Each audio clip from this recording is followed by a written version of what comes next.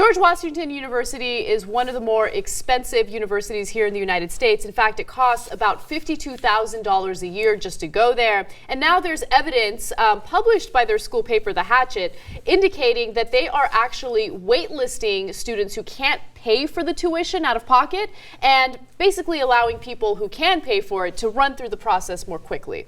So just to give you an example, admissions representatives do not consider financial need during the first round of reading applications, but before applicants are notified, the university examines its financial aid budget and decides which students it can actually afford to admit. Without knowing, wealthier students who were slated to land on the wait list are accepted, taking the spots of students who would need more financial aid from George Washington University. All right, first of all, great credit to their student paper that did this investigation. And I like the name of the paper, The Hatchet. Yeah. Like, it gives you a sense of like, we're coming for you, right? That's why we named Wolfpack Wolfpack. Like, we're not messing around, right?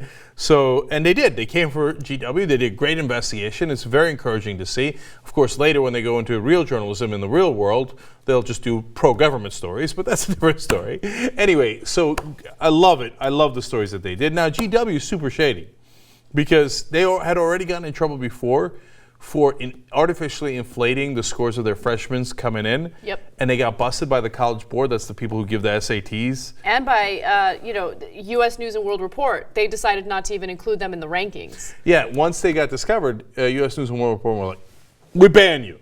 We ban you. You're not even in the ratings anymore. But all the shadiness, and it's okay because tuition's only $52,000 a year. So it goes back to the argument that the rich keep getting richer, right? Because we've created a system now where only the wealthiest children in the country have an opportunity to get higher education. And some will argue, well, you still have the option of state schools and community colleges, but even state schools and community colleges have increased their tuition to a point where a lot of kids cannot afford it. It's just not feasible, right? So I hate reading stories like this because if you want to go to a so-called, quality name brand school, you got to pay $52,000 a year for it. There's also this emergence of schools that will refuse to take in students that are local because they want out-of-state students who pay more in their tuition, right? They want to make more money. It's insane. Which goes exactly counter to the point of a state school that's supposed to provide education for the people in that state. Instead, they're like, well, if it's state kids, they pay less, I'm going to go outside.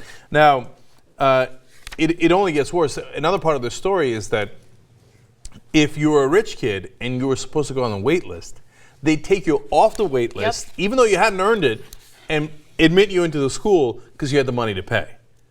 And all along, they're telling the whole world, like, oh, no, we're just, like, we don't do that at all. We're totally needs blind is what it's called, right? And it turns out not at all needs blind. And then when they're caught in it, by the way, they say, well, our policy didn't change. We just became a little bit more transparent. It doesn't seem like they were voluntarily transparent, but that's a different story. Yeah.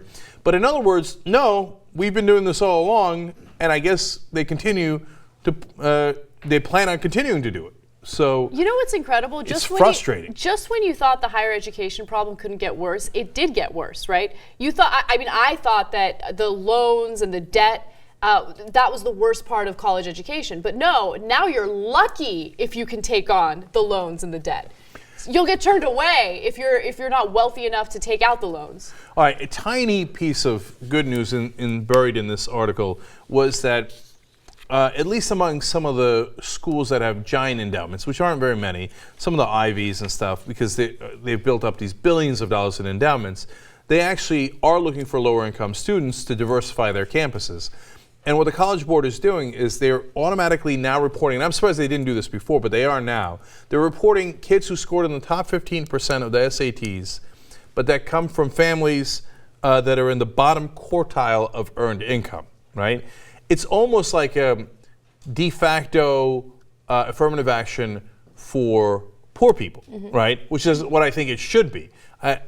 For a lot of different reasons, I don't think it should be for minorities. I think it should be for poor people to give them an opportunity. So whether your kid's growing up in the Bronx or West Virginia, they still should get an opportunity that they wouldn't otherwise have, especially if they score in the top 15%, which is amazing when you come from a disadvantaged background, when a lot of the kids sometimes don't even have books to take home.